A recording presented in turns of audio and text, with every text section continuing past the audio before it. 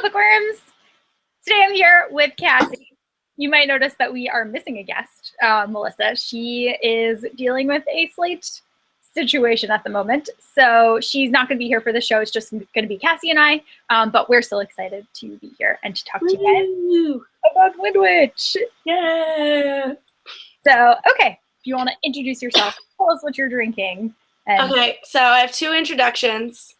I'm Cassie. I don't normally sound like this. This is my sexy new, I have bronchitis voice. But I thought since Melissa's not here, we would have a special guest.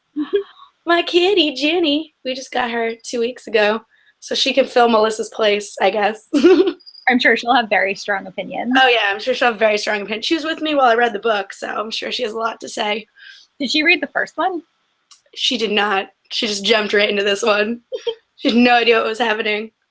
My wine is actually the same wine I had when we read Witch, but I got a different flavor. Oh, so cool. It's a wine. It's made in Jersey. It's called Harmony by Valenzano, and it is a raspberry Riesling. And the last one was a peach Pinot Grigio, and I really didn't like it, so we'll see if I like the raspberry Riesling. Raspberry and Riesling are two of my favorite things. So it smells really good. I am Kristen, and I'm drinking this Bella Sera Pinot Grigio, and it has a really pretty, like, house thing on it with a pretty sky, and it's outside, so I just figured it would be windy there. That's really my only tie-in because there's wind out there, I'm sure. Very possible. Okay, so Windwitch is the second book in the Witchlands series by Dennard. So if you have not read Witch, you will be spoiled for that, and you'll also be spoiled for this book. So you'll also be incredibly confused, probably.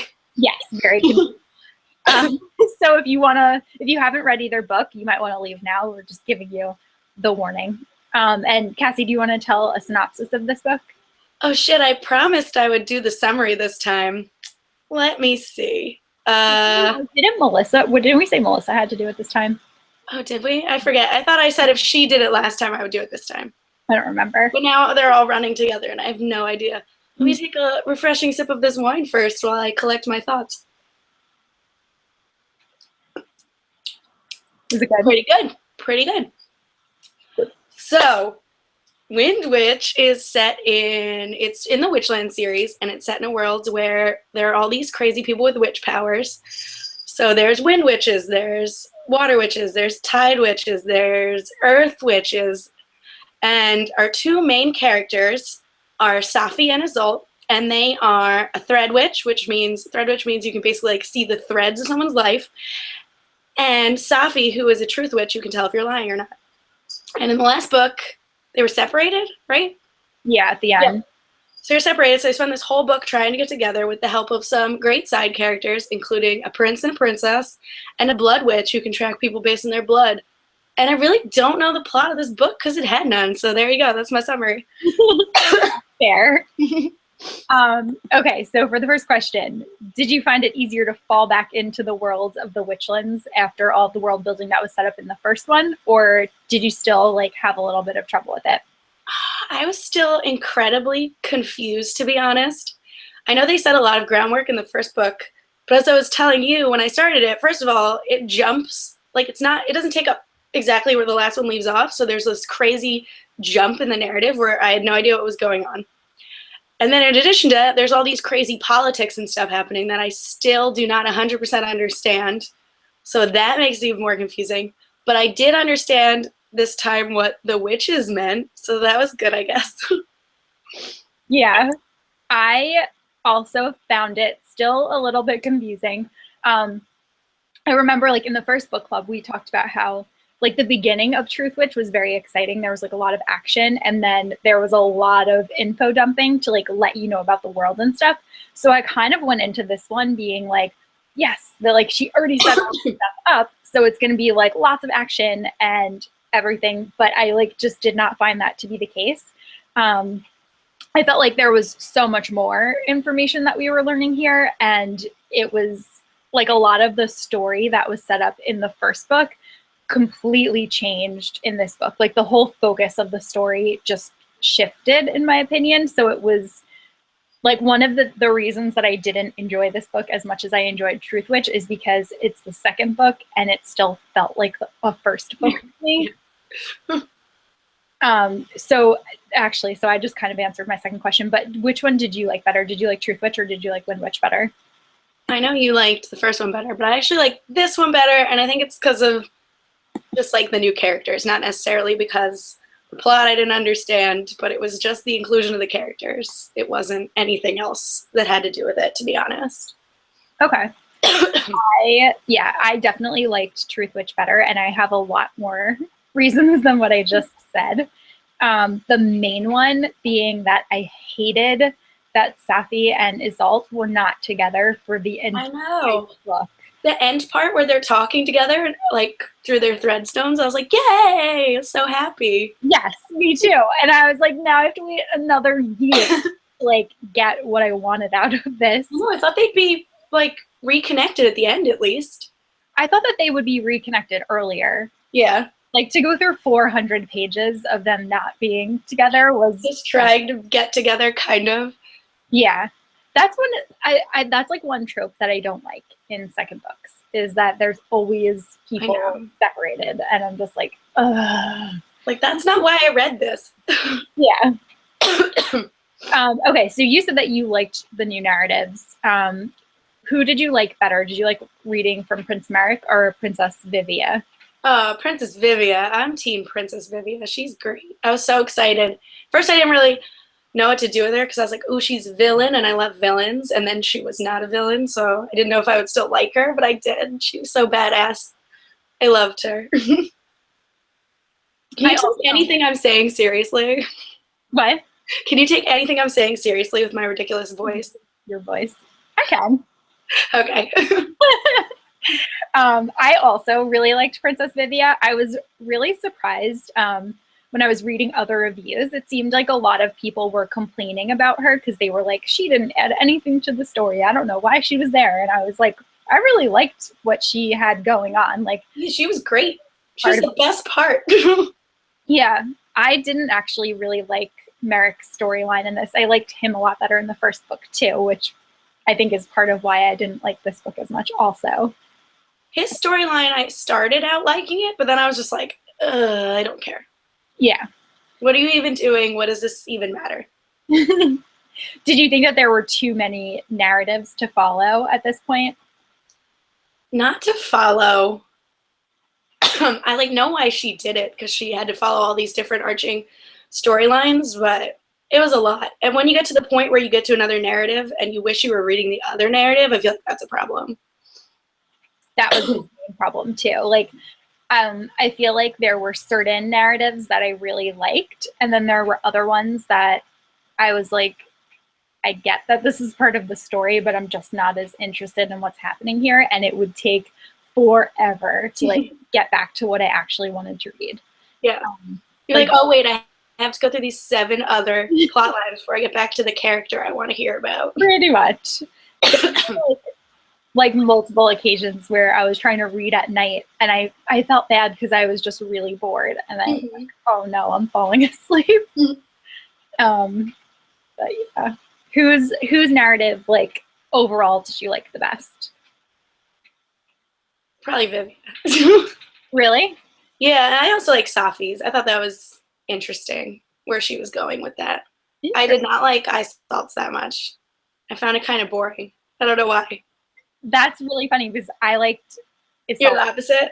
Yeah. Hers and Adian, or however you say his name, they were like definitely my 2 favorites. And I definitely, like, I thought that that Assault storyline and everything that was going on with like Esme, I thought that was really interesting. Yeah, no, I had no idea what was happening with that. Oh, it was super confusing, but I still liked it. And I hated that in the end they're like, let's have a child. Let's bring a child into this. And I was like, a child that can control an owl monster thing. Or no, her name's Owl. The monster is like... Oh, I liked that she had a giant bat friend. Yeah. I didn't like that he randomly rescued a child and was like, let's go on an adventure with this child now. And I was like, why? Yeah. But why? I did like that they still kept like the animals in it, so it's still like an Avatar world. Yeah, I was missing those sea foxes. Ew, those were my favorite creatures from the first book. Yeah, but now we get mountain bats. That's pretty cool. What character do you think underwent the most character growth in the second installment? Oh, probably. They all went through a lot, but I guess Merrick did the most. But that was because like his face got burned and he turned into a horrible monster and he started murdering people. And then he learned to love himself. I don't know. Yeah, it was confusing. Actually, now that you say that, like the way that the question is phrased, I guess I would have to agree that Merrick did undergo the most because he had all of these like incorrect thoughts in his mind in the beginning, and then by the end, like he did totally change his mind about everything and realize that his perspective was completely wrong. But again, I was gonna say Assault because that was your favorite growth. She just was so good, and like everything that happened with her was just so entertaining, and like I just really liked like her progression of powers. I did like that reveal. You know what it felt like? Did you ever watch Charms? Yes. It felt like, you know, like halfway through where they're like, oh, you're going to get your secondary power now. And Piper started like blowing shit up and stuff instead of freezing time. It was kind of like that. That really excited me when she started like realizing she could cut people's threads. I was like, yeah, now we're talking. That was so badass to me. She was just like, boom. I liked seeing it through, however you say his name, the Blood Witch's eyes, because to him it just looked like she was like, yeah. So side note, did you actually hear that they're going to be rebooting Charmed? Yes, I don't know how I feel about that. Me too. I hope that it's good because I really liked that show when I was younger. Okay, other side question. Who do you like better, Prue or Paige? Prue? Yeah. Okay. I was not a Paige fan. Who did you like better? I did like Prue better too. Paige was kind of obnoxious. Yeah. The only reason they got rid of Prue was because she was impossible to work with. I know. I hated that she died off screen too. Yeah. It was so awkward. That episode was like, so sad. We just came back from Prue's funeral. I was like, oh man. Anyway, back to the book we're actually talking about. Charmed, the novel. Okay, so this I also kind of touched upon already, but the focal point of Truthwitch was the friendship between Safi and Isolde, and that was completely absent from Windwitch. Do you feel like that took away from the story at all? Yeah, it made me sad. It made me very sad. Like the whole reason we read it, we were like, yay, female strong friendship. It's so cool and different. And this was kind of like, I appreciated that they were trying to find each other, but it kind of just, I don't know, this whole book, as much as I liked it more than the first one, felt like, what happened in it? What are we working towards? What are our goals? What is even the plot of this novel? Yep. That was the main reason why I didn't like this one as much, because I just wanted like a 24-hour Safi and Isolde's like slumber party. Like they were so great together, and then for them to be separated for 400 pages with no contact, I was just like, this is not what I'm here for. Like, I'm here for this friendship. I mean, otherwise the story is very female positive, which is great, but I really just missed that friendship element. So I have this like theory that I normally wouldn't ever like publicly say, but because it's been like public on Twitter, I figured I would say it here. Okay. Okay, so like, is this like a fan theory? This is like, I don't know if it would be that because it's like real life, but okay. So you know how Susan Dennard and Sarah J. Maas were like best friends, and like the whole time that she was promoting Truthwitch, like her and Sarah were always together and talking about like the power of female friendship and like all that kind of stuff. And now like they're very clearly not friends anymore, and anyone who follows them on Twitter, well, follows Susan on Twitter, has seen like major subtweeting going on, and I feel like maybe Windwitch was like her breakup book, with her. Oh, I like that. It's interesting. Like maybe that's why there wasn't as much of that friendship. But now she's friends with like other people, and I really like their friendships. I think they're super cute. So hopefully, like the third book will be back to like yes, female friendship. But that is my they already had like a break in the first book. Like, why do we need it again? Yeah, that's my totally random like. I like that though. I think that's really interesting. Theory. It's like when Anne Rice. Did you ever read the Vampire Chronicles books? I think I read the first one. Well, Lestat was based on Anne Rice's husband, so like when he passed away, she like kind of lost interest and kind of like put the series to rest. Mm-hmm. So I think it is interesting when real life reflects like fictional life. But now Lestat is back and he's in Atlantis. I don't know what's happening with that. Now that's just like wishful thinking. Yeah. At the time, it was like, oh, very interesting. Like she doesn't have the heart in her to write about this character that like her husband inspired. But now it's like, well, what if he came back to life and visited the lost city of Atlantis? Okay, so another thing about Windwitch was that in Truthwitch, like one of the huge plot points was the relationship between Thread sisters and Thread brothers. And I felt like that was also mostly absent from Windwitch until we got like toward the end. So were you disappointed that we didn't get to see like this relationship being further explored? I guess it kind of falls in line with the first question. It was kind of sad. They took all I mean, there's still friendship in this book, but it feels like they took most of the friendship out to set up like romantic subplots. Mm-hmm. Yeah, it still very much felt like a second first book in the series. Yeah, or like a weird companion book. Yeah, exactly. With all the main characters in the first one. I feel like I still had so many questions. I still do have so many questions about Thread sisters and Thread brothers. And the fact that like it was barely touched upon at all was really disappointing to me. And I'm still so curious if a girl and a guy can be Thread related, or if it's only like the same gender can have that kind of relationship. Well, yeah, what would you call it? Yeah. Thread siblings. Yeah, I was trying to figure it out too.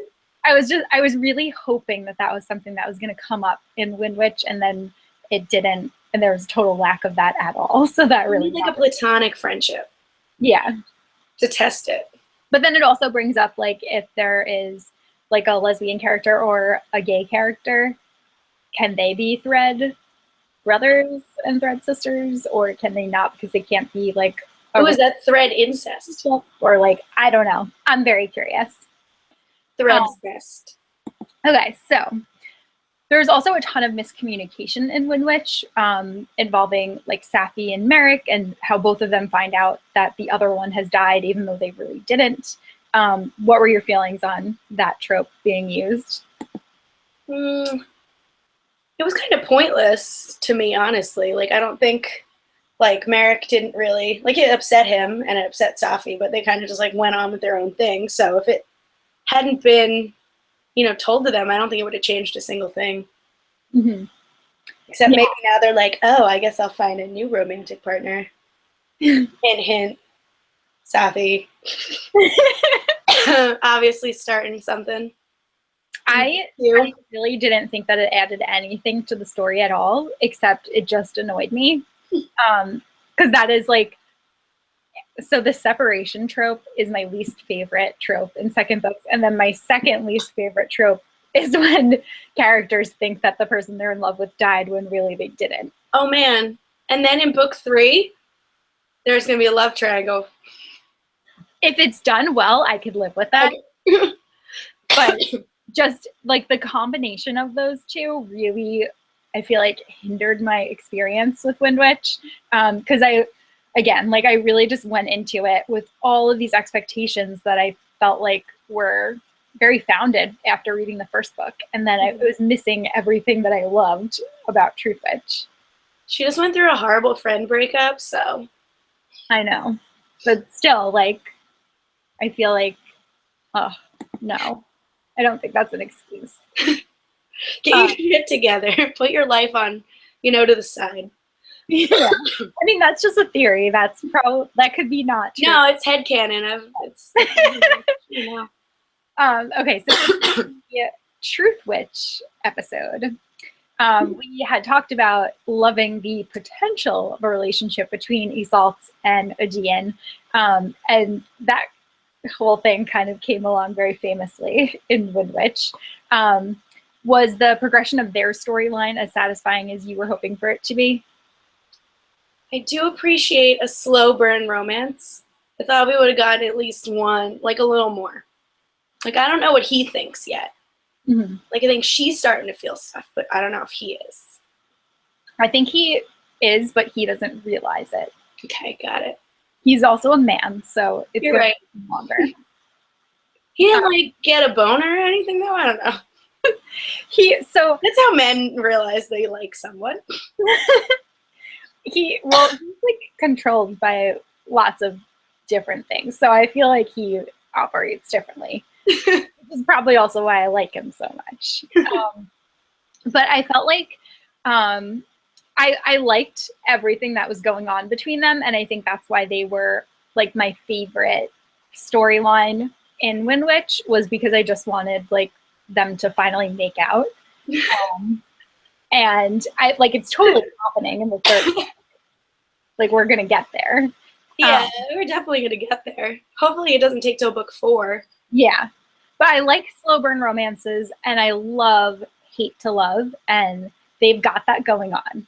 Mm-hmm. So I feel like, I mean, and especially since the third book, I mean, he's the title character, so I feel like it's going to be very Aegean-centric. Okay. So it's got to happen. Like, it's coming. We're going to get that gratification. You're going to bump into each other in a hallway, and he's going to get her chocolate in her peanut butter, and she's going to get her peanut butter in his chocolate, and it's I don't even know what you're saying. It's happening. I was happy because I liked seeing, you could tell that they care about each other. And then the fact, like, at the end that Isolde even chose, like, going back to Aegean instead of, like, going to find Safi, like, there's major feelings going on there. And then he tries to make her feel better by being like, you wouldn't have made it anyway. I thought that was cute. Yeah. They're just so perfect. I don't want to wait until next January for the third book.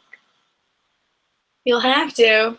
Or hopefully it won't get pushed back like all the other books are getting pushed back. I know, killed me. Like Throne of Glass, which is Ember in the Ashes sequel. Yeah, that too. Long wait. Okay, so one of the things that I did like about Windwitch is that so like in Truthwitch, we talked about how Susan Dennard handled race relations really well, how like Safi and Isolde come from different places, and there's racism toward Isolde's race, but the two of them are still like best friends despite all of that, and they, don't pay attention to all those kinds of stereotypes. So she did that really well. And now in this book, Susan introduced us to a transgender character named Cam, and Cam was kind of following Merrick around on his journey.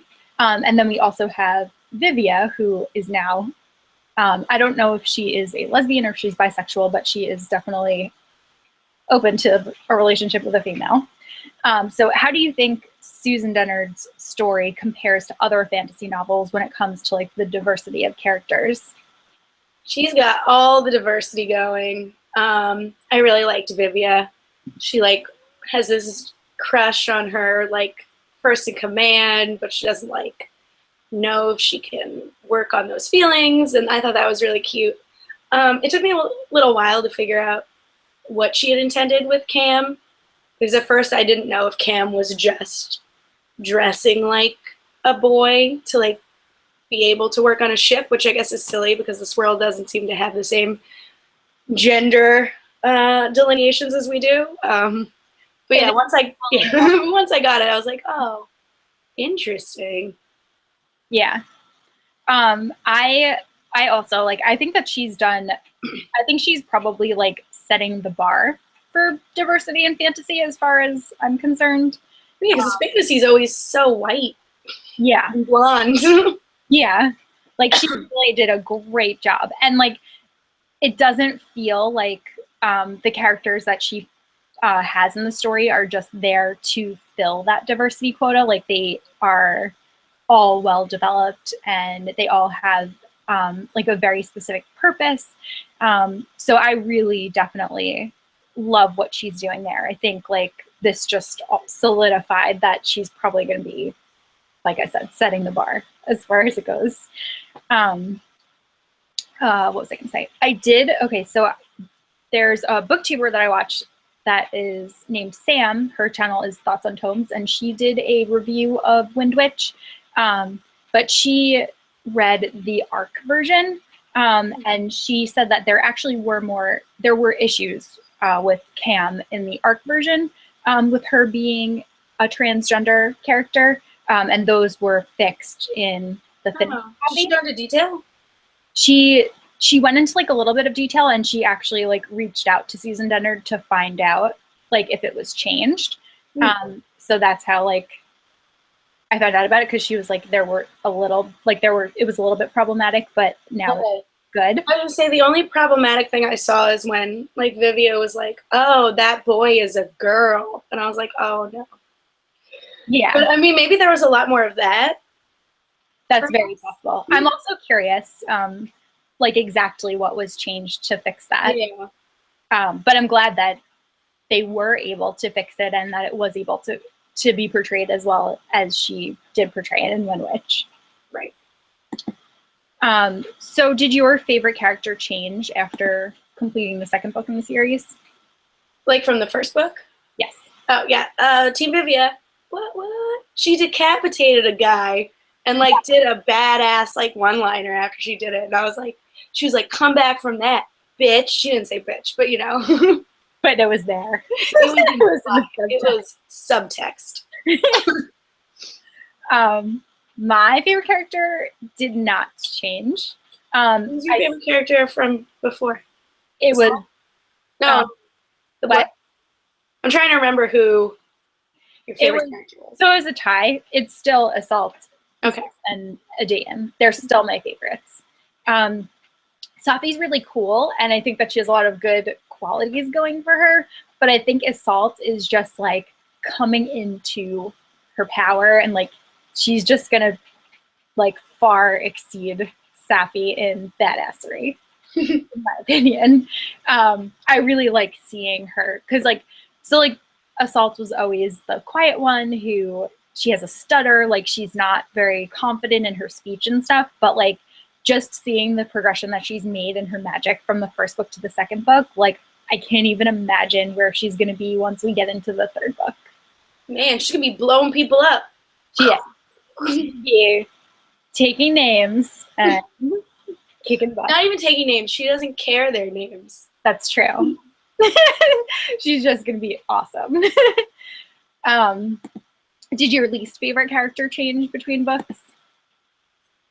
I don't remember if I had a least favorite character. I do. Okay, go for it.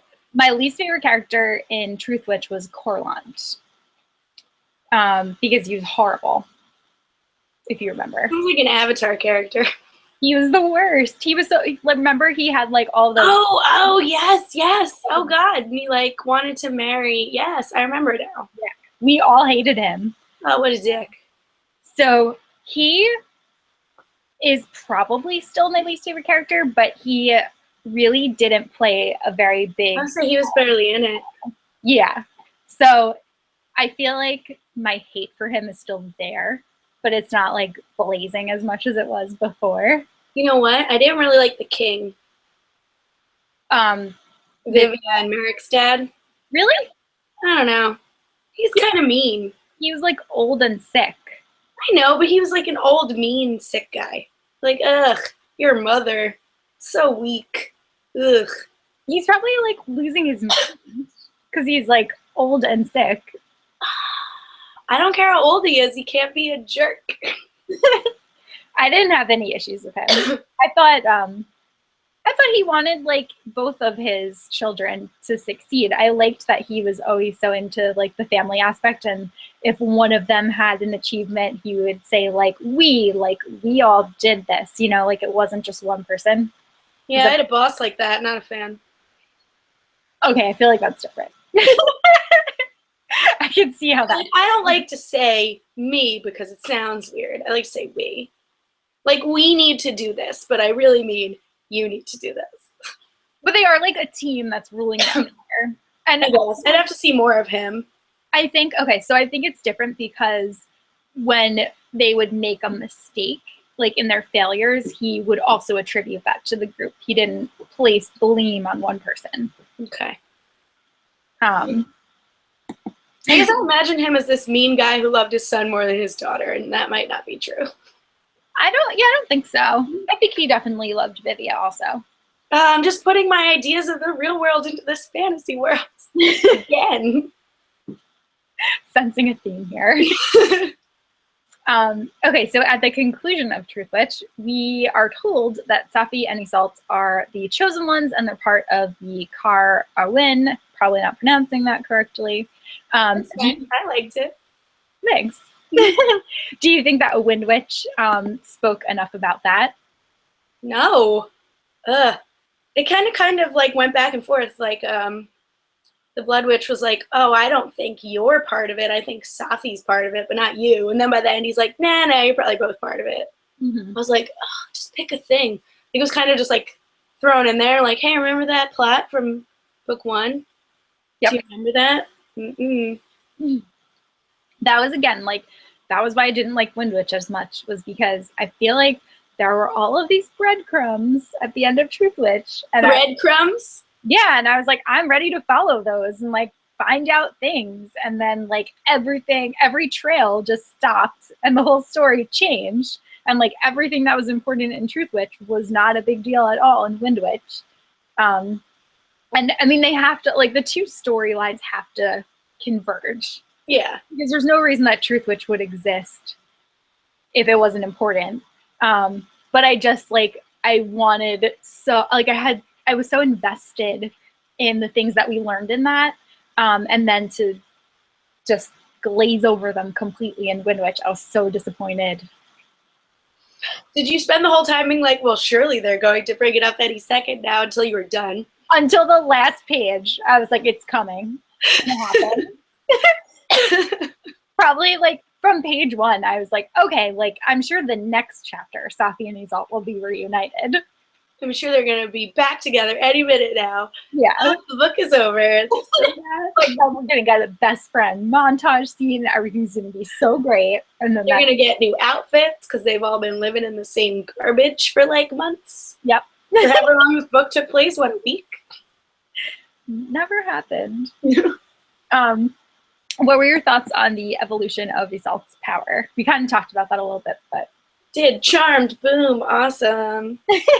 Loved it. Yeah, I liked it. Again, like that one scene where she destroys that man's threads, I was like... Yeah, I'd like to see what else she can do. Did she learn that from Esme? Yes.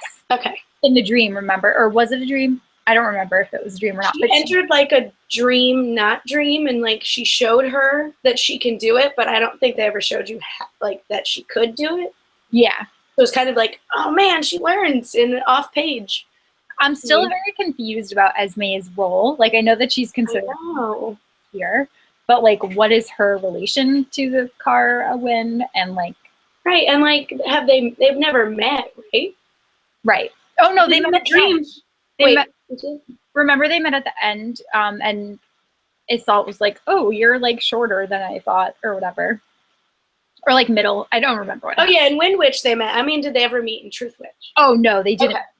Because when she's like, when she said like, you weren't like I pictured you, I was like, wait, have you never met? Yeah. How do you know she exists? So that was weird. I loved like that she also had the confidence to pull off that execution and everything, like, because she kind of was like, I have to save the love of my life. The future love of my life. So she just went for it. So again, I really liked that was my favorite part. Do you think the pacing improved in Windwitch? Because Truthwitch was very, like I said, it was like action and then lots of info dumping, and then there was more action at the end. Do you think that improved? It could still use some work. As I've said in other book clubs, I have something weird when I read action scenes. Like I can't follow them for some reason, so I find them, too many of them is a problem for me. But I also have a problem with too much dialogue and not enough action, so I think in book 3 we could work on it a little bit. I think so too. Well, there were like interesting things that were happening. There were a lot of parts of it that I found boring. Which, like, I still don't know what the purpose of this whole book was. Yeah. Yeah, like it's really hard to give a plot synopsis, which is why I made you do it, because it was like it just shifted so much. Like I felt like I understood everything, like this whole purpose that was going on in Truthwitch, and then with Windwitch, I was like, there's all these new things happening. You're like, where is this going, and what are they all working toward? Like, I don't. I need to get my coins back. I don't know.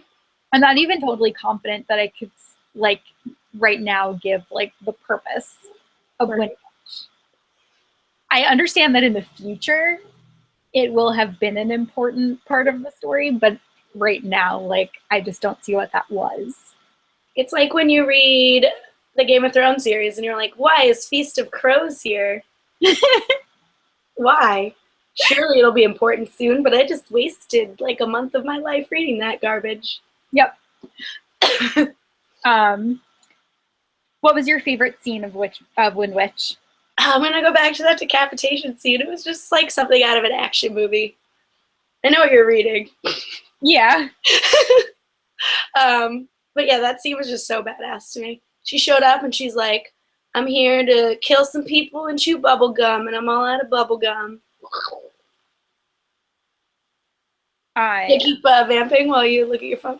Sorry, I was responding to Melissa. We're gonna look, a text from Kristen afterwards. He's on this book club right now. Okay, so my favorite scene was obviously Assault being a badass and destroying that man's threads and just... we both liked scenes of badass women killing people. We do. I mean, I think that's pretty evident from like the things that we enjoy, like reading otherwise. But yeah, I thought that was like by far the most exciting thing because Assault is my favorite. So I was just really glad to see that. What was your least favorite scene? None stand out in particular. All the boring talk scenes. Yeah. Not a fan. Agreed. I kind of like would kind of like zone out at those points, and I'd be like 2 pages in, and I'd be back to a Vivia chapter, and I'd be like, oh no. And then I'd have to go back and see what Merrick was talking about. So actually I didn't have this in like the questions that I came up with, but I just thought that we haven't talked at all about Vanessa or the Hellbards.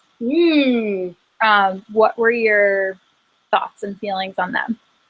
I thought they were all great. I know you didn't really like Safi's storyline, but Vanessa was a little like this for me. She's kind of like, I'm a good person, I'm a bad person, I'm a good person, I'm this.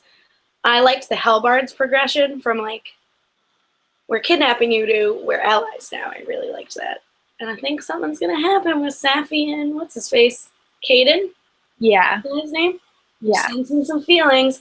And that's the only reason I could think she would be like, learn that Merrick's dead, is so she'd be like, well, that guy I loved is dead, so I guess I'll just like hook up with this guy instead, and then it's going to be a crazy love triangle in book 3.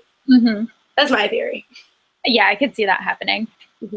I always read 2 books at a time, and the other book that I was reading also has a character named Caden, and I was like, oh man, confusing. was it fantasy or like contemporary? No, it was contemporary. And side character, so like it was okay, but I was also like, wait.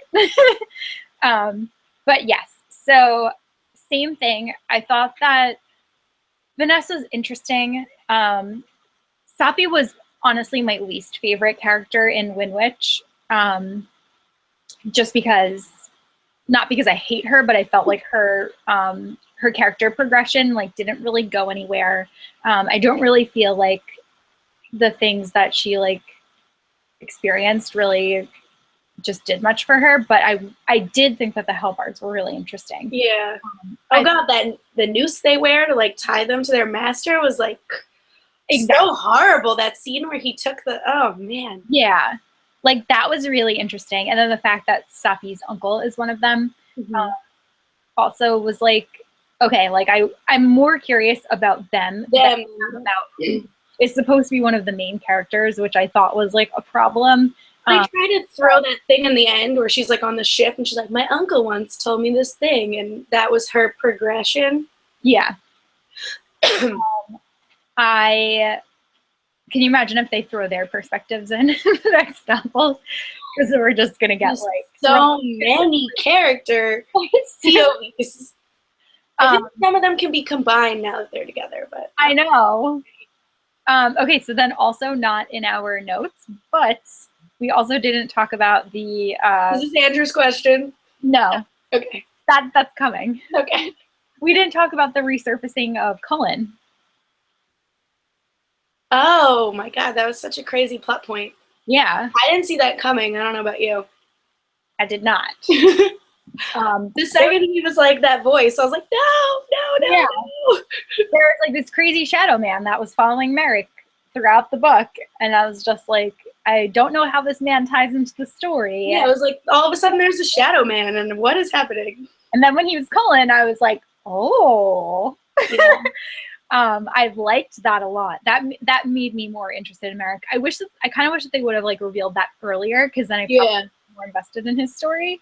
Ooh, and then there's that interesting point where it's like, oh well, if I die, he dies, and if he dies, I die. Yes, which is very a darker shade of magic. I was gonna say it's just like the plot twist, and yes, the second darker shade of magic. Hopefully, that's not spoiling anyone. We didn't say who. That's true. But yeah, I like when things like that happen. So like, again, that's why I felt like this was a first book. Yeah. I hope he becomes good like Zuko and joins the team and they all fight together. Zuko is my favorite ever. Did you watch? Hey guys, Zuko here. Okay, so I know that you also watched Legend of Korra, right? Yeah. So like, mild spoiler, the voice actor is in Legend of Korra, and I literally started. Oh right, he plays the like nephew of Zuko. Yeah, I literally started crying as soon as he spoke. I was like, he's back. And Andrew was like, what's wrong with you? And I was like, I just Dante Bosco, like, so much. I was. If you ever miss him, just go watch Hook. I will. Because I also love Peter Pan. But Rufio. So what were your overall feelings about Windwitch? I did like it more, but like not like a crazy amount more. And I think it was just because of the new characters. It wasn't because of the plot or anything. Because I did think it had a lot of the same problems for me that I had with Truthwitch. Not that I didn't like Truthwitch. I really enjoyed it. But I had a problem with the pacing. And I know we discussed through text message, but for some reason when I'm reading this book, I'll read like for an hour and I'll be like, man, I definitely killed like 150 pages and I've only gotten like 30 pages. And I have no idea why. Yep. This book took me forever to read. I know. My overall feelings, which I think I've made clear, is that I like Truthwitch a lot better. Coming. I know. I really like, again, like I really am invested in these characters. So despite this book being kind of a dud and disappointment for me. Ooh, ouch, harsh. I know. Getting so harsh for you. But like, I had such high hopes and they were just like dashed. So that's your problem. Never hope for anything. Just assume everything's gonna be terrible. And it's always a pleasant surprise. I guess I probably should do that. But I think like the fact that there is so much groundwork now, there has to be more going on in the third book. Like there just has to be. Oh yeah. Because this was like a bridge, I feel like, between 1 and 3. Yeah. Like you're gonna need a lot of the important plot points. You know what it's like? It's like Sarah J. Maas's short story novellas. And you're like, these don't have any purpose, but they're really important. Yeah, pretty much. Yeah. How many stars did you give to Windwitch, and would you recommend it to other readers? I gave it 4, which is also what I gave Truthwitch. But I would give Truthwitch like a low 4. Maybe like a mid 4. I don't know. It's a 4. I gave it a 4. And decimal points if you want. You're right. That's how that works. Maybe like, okay, Truthwitch like a 3.8. And Windwitch like a 4.1. Okay. Because I think there were some slight improvements. But I would definitely recommend it if you're a fantasy person who's tired of whitewash fantasy, because it does bring a lot to the table. And I do have high hopes that it's nowhere to go but up. Yeah. I gave Truthwitch 5 stars, and I was going to say, wait, no, you didn't. I did. I'm confusing titles. Oh. Windwitch. I gave Windwitch 3 stars, yeah, which I saw that.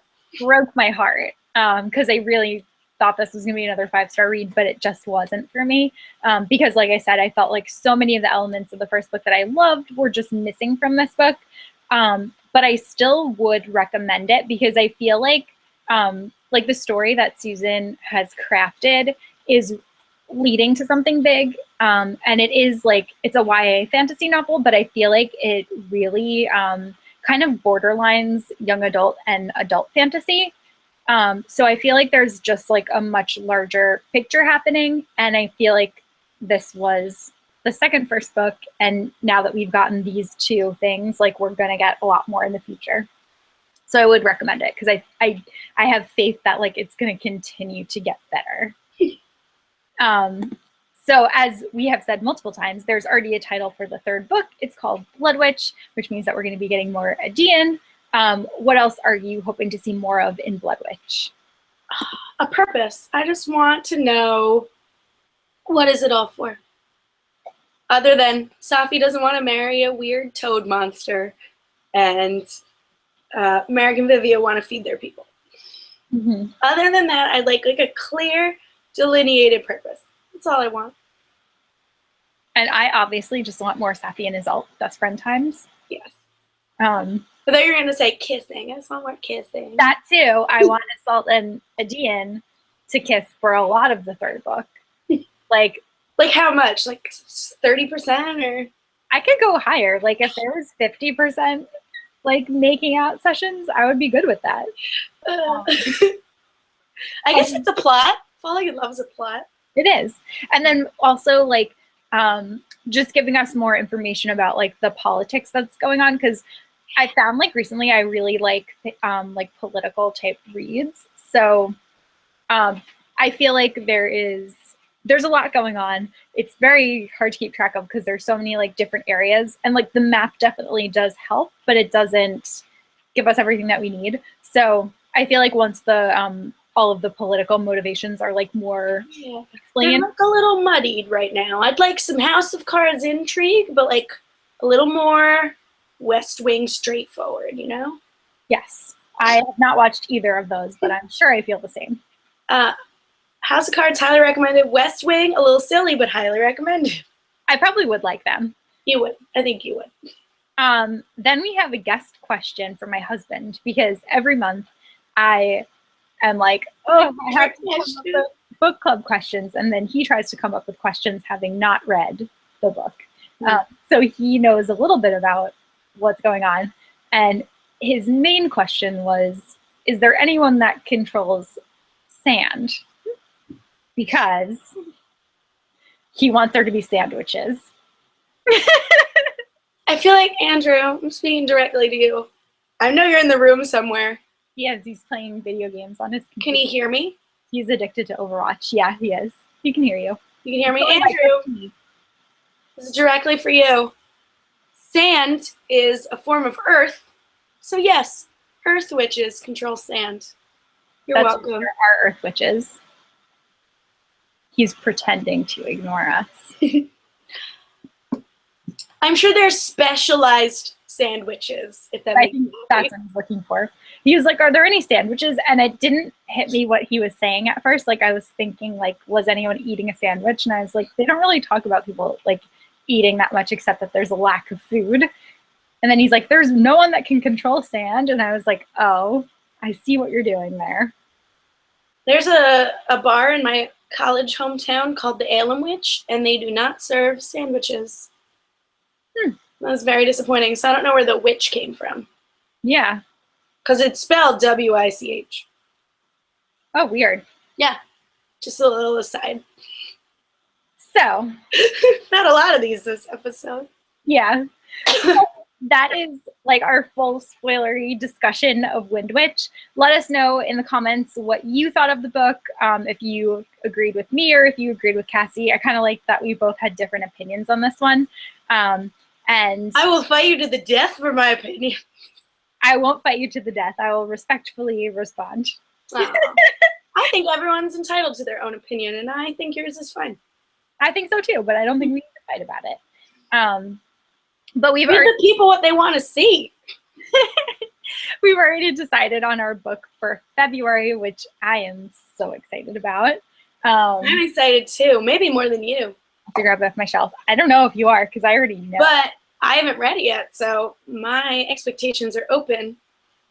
We're reading Caraval by Stephanie Garber, which was one of my favorite books of last year, because I had an arc of it, so I got to read it early. But I pronounced it Caraval. Caraval? I don't know. Caraval. I don't know. I might have been saying Caraval. I don't remember anymore. I don't know.